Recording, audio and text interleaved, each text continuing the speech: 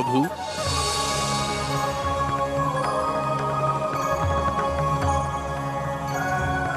કલ્યાણ મસ્તો. કુબેરજી, હું તમને એ નહીં પૂછું કે તમે આટલા ચિંતિત કેમ છો. આટલો વૈભવ, આટલી સંપત્તિ, આટલું ધન, ચિંતા તો રહેશે જ. પ્રભુ, હું ચિંતિત અવશ્ય છું, પરંતુ મારા ધન માટે નહીં.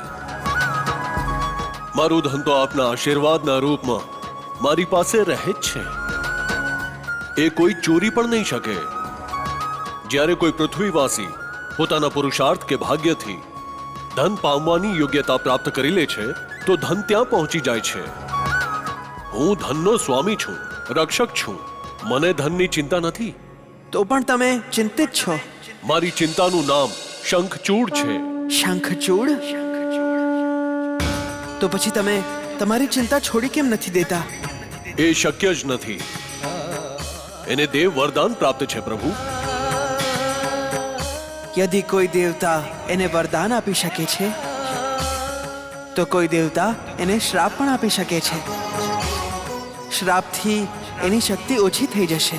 શ્રાપ તો એને મળી ગયો છે પ્રભુ.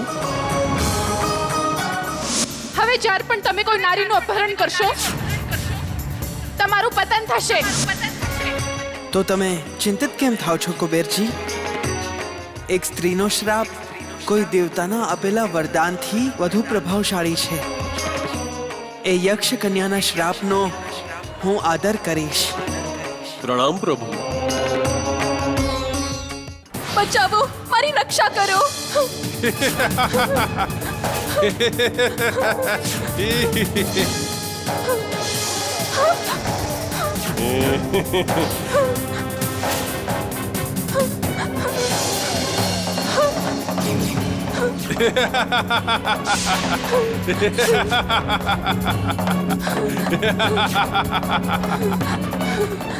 નારાયણ નારાયણ.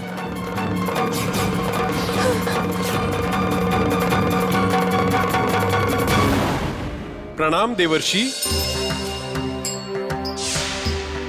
તમે પ્રણામ કરીને આદર સન્માનનું જે નાટક કર્યું છે, હું એમાં જ ખુશ છું. મને કહો, યક્ષ કન્યાની સાથે તમે સંતા કુકડીની રમત રમી રહ્યા હતા ને શંખચૂડ? દેવર્ષિ, મને આવી રમત રમવામાં અતિ આનંદની અનુભૂતિ થાય છે. આહાહા, નારાયણ નારાયણ. તો તમારે ગોકુળ જ જવું જોઈએ. ગોકુળ? હા, યમુના કિનારે. ત્યાં શું છે? ત્યાં તો યક્ષ કન્યાઓથી સુંદર, અતિ સુંદર કન્યાઓ છે. ખરેખર?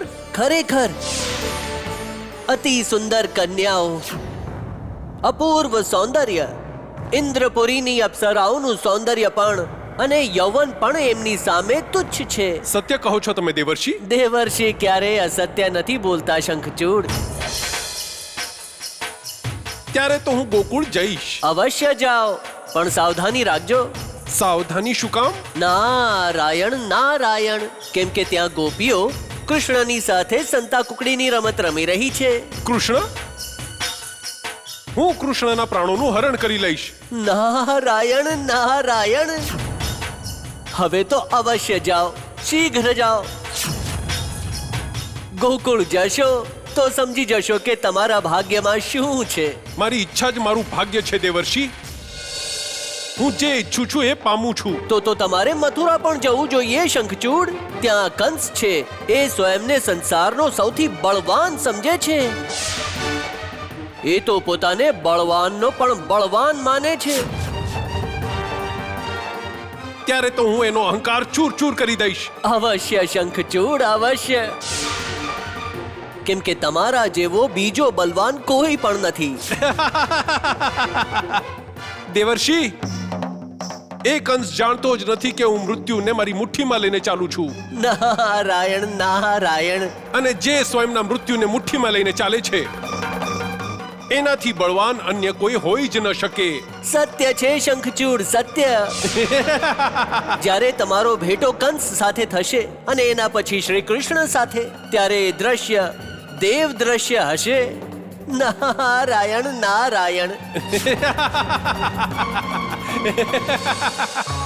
કનૈયા,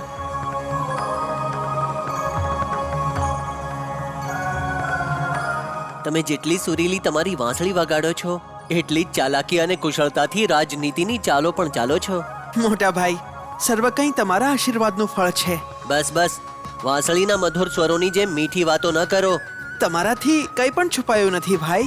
પરંતુ મને એક વાત ન સમજાય કાના, તમે દેવર્ષિ નારદ દ્વારા શંખચૂડને મામાજી પાસે કેમ મોકલ્યો છે? મોટા ભાઈ, શંખચૂડ મામાશ્રીની જેમ જ બળવાન છે, અજય છે.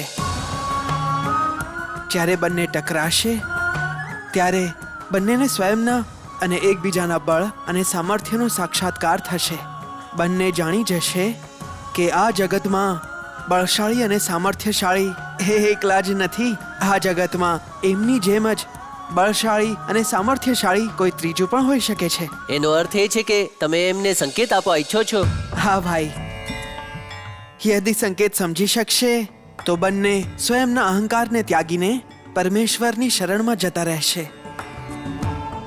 અને યદિ સંકેત નહીં સમજી શકે તો બંને મૃત્યુના મુખમાં ચાલ્યા જશે. કન્હૈયા, યદિ એવું છે તો હું શંખચૂડ અને કંસનું યુદ્ધ જોવા માટે અતિ ઉત્સુક છું.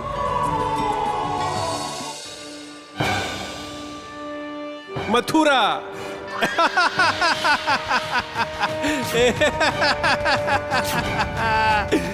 આ છે મથુરા.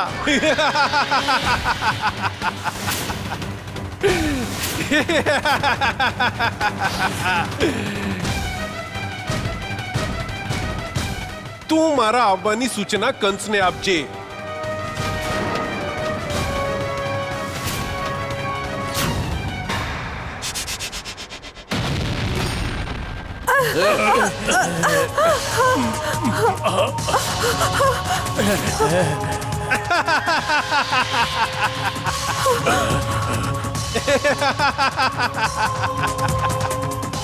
ચાણોર મહારાજ, ચાણોર, આ શું હતું? શું કોઈ ગ્રહ તો આપણા ભવન પર આવીને નથી પડ્યો? કંસ, શંખચૂડ તમને દ્વંદ્વ યુદ્ધ માટે પડકારે છે.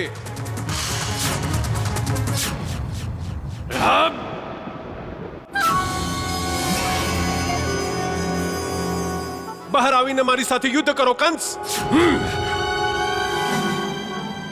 મારો અવાજ સાંભળી રહ્યા છો ને? શું તમારું પૌરુષ તમને છોડી ગયું છે? છોડો! કાયર કંસ, ડરપોક કંસ, ક્યાં સંતાઈને બેઠા છો? તમારી પત્નીના પાલવ નીચે. કોણ છો તમે? કેમ સ્વયંના મૃત્યુને આમંત્રિત કરવા આટલા ઉતાવળા બની રહ્યા છો? હું વિશ્વનો સૌથી બળવાન પુરુષ છું, શંખચૂડ.